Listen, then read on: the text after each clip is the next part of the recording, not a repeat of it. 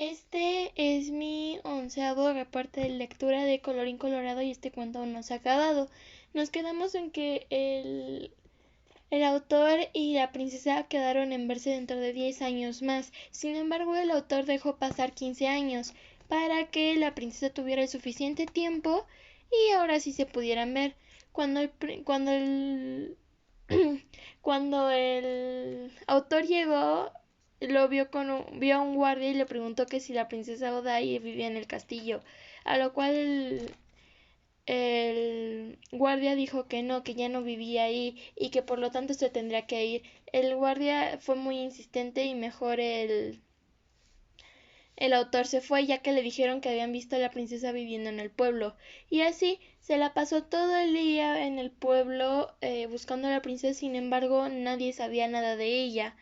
Después de un rato escuchó una voz muy familiar y era Bonsai. Sacó su banco con el terciopelado rojo, se paró, abrió su pergamino que raspó la garganta y empezó igual que siempre, solo que esta vez no leyó el pergamino, decía que no podía. Simplemente le dijo al autor que la ley de la vida había hablado y que por lo tanto debía ir a buscarla a ella y a su dragón. Después de ello, el bonsai le dijo que primero llegara a una fuente con una mujer con un cántaro vaciando agua. Después de ello fuera a la derecha y caminara bastante hasta llegar a un pozo.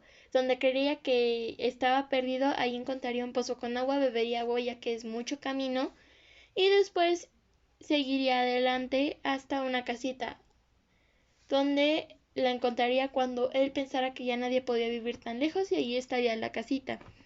Y el autor siguió las instrucciones, se fue, llegó a la fuente, después al pozo, bebió agua porque ya era mucho camino y después llegó a la casa. Ahí encontró al dragón sentado en la cerca y contó que el dragón le contó al autor que la princesa y el príncipe se habían divorciado, ya que la princesa empezó a tener muchos problemas con él y trató de salvar su matrimonio hace 10 años.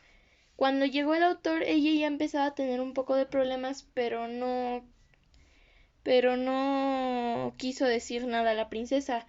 Sin embargo, después de tiempo, la princesa empezó a sentirse peor, ya no se sentía segura y decía que había tratado de intentar todo para mantener su matrimonio y que inclusive la princesa y el dragón ya no se sentían bien ahí. Sin embargo, el dragón decía que era su culpa de que se quedara ahí y que la princesa estuviera triste porque le decía que sin el príncipe no iban a hacer nada y que iban a hacer sin una casa, sin donde vivir y luego los niños, qué pasaría si los niños ya no quisieran estar con ella y empezó a inculcarle el miedo.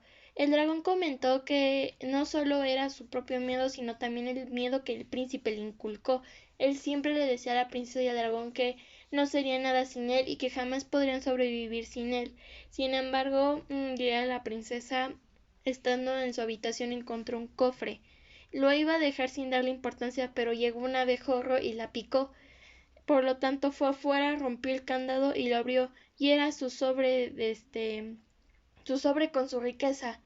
Sin embargo, ya no tenía nada. El príncipe se lo había ocultado para que ella no recordara nada y así ella tuviera que depender al 100% del príncipe. La princesa lo agarró y ya no tenía nada, por lo que ella inmediatamente hizo sus maletas, agarró a sus hijos y se fue del castillo.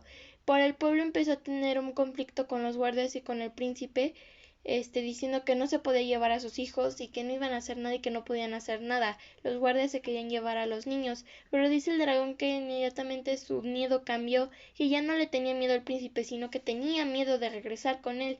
Tenía miedo de regresar ahí y que le quitaran a los niños, por lo que la princesa y el dragón pelearon muy fuerte para poderse quedar. Al final llegaron a un acuerdo. Bono se quedaría con el príncipe y Yara y God, sus otros dos hijos, se quedarían con ella. Vivieron un tiempo ¿cómo se dice? En una casita en el pueblo donde ella se puso a trabajar y el príncipe le mandaba un poco de dinero para poder mantener a sus otros dos hijos. Y así ella logró sacar adelante a sus hijos. Yara, después de un tiempo, se casó con alguien y se fue a vivir a otro lado y con el dinero que ella logró tener, mandó a Guts al extranjero a estudiar. y Bono se fue después de un tiempo a buscar aventuras. Cuando era chiquito Bono a veces pasaba a visitar a sus hermanos y a su madre, pero pues ya tiempo después los niños se fueron y la princesa se vino a esta cabaña a vivir. Ya no salía, estaba todo el tiempo encerrada, no tenía nada, ya estaba muy desanimada. Así que el autor entró y bueno, para esto lo de para esto como tal ella empezó a sentirse mal hace 5 años, justo cuando se cumplieron los 10 años fue cuando hizo todo esto el boom, por lo que pues esos 5 años creyeron que el autor ya no iba a regresar. Después entró el autor diciendo las primeras líneas que había en el cuento. Era la noche más fría de todas y había una princesa sentada en el balcón. Luego la princesa continuó viendo y esperando una señal y así. Después la princesa volteó, miró al autor y lo abrazó diciéndole que creía que no iba a volver y que le daba mucho gusto verla. La princesa se veía muy desanimada, se veía cansada y esa alegría que siempre se veía en su rostro ya no estaba. La princesa, después de una plática emocional del autor diciéndole que anteriormente no tenía nada y que aún así salió adelante y que va a ser lo mismo, que ese cuento no se puede acabar ahí, por lo que la princesa dijo que sí y tendrían que volver a ir con el hombre más rico del mundo para que pudiera obtener su riqueza de nuevo, ya que su sobre ya no tenía nada. En eso ella salió, pero de repente se oscureció, hubo como un movimiento extraño y enfrente de ellos apareció la casa del hombre más rico del mundo y desapareció la casa de Odai. Así que ahí el hombre más rico del mundo le dio un nuevo sobre a la princesa, pero ahora este contenía tres hojas, ya no solo una, sin ya que traía enseñanzas y experiencias que le había traído su matrimonio y sus hijos. Después el hombre más rico del mundo dijo que siempre que ella perdiera su riqueza podía ir con él y podía pedírselo una nueva, ya que eso es algo que no se debería de perder y que siempre lo encontrará porque siempre el tiempo va a dar el camino a la sabiduría. Y desapareció y volvieron a aparecer en la casa de Odai. Después de ello se escuchó una voz extraña. Era una tortuguita llamada Prudencia. Le decía la tortuga a la princesa Odai que que había tenido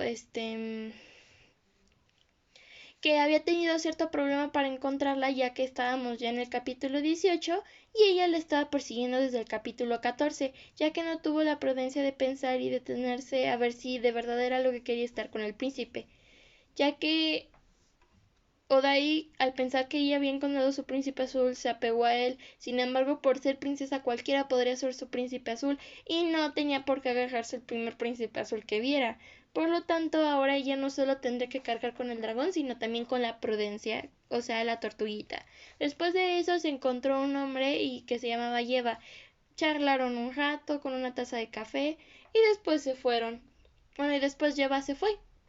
Y por ahora está ahí. Hay otra cosa, cuando iban a buscar al hombre más rico del mundo, el dragón empezó a sentir miedo otra vez, lo cual era bueno porque tenía ya mucho tiempo de no haberlo sentido, por lo que pues era bueno.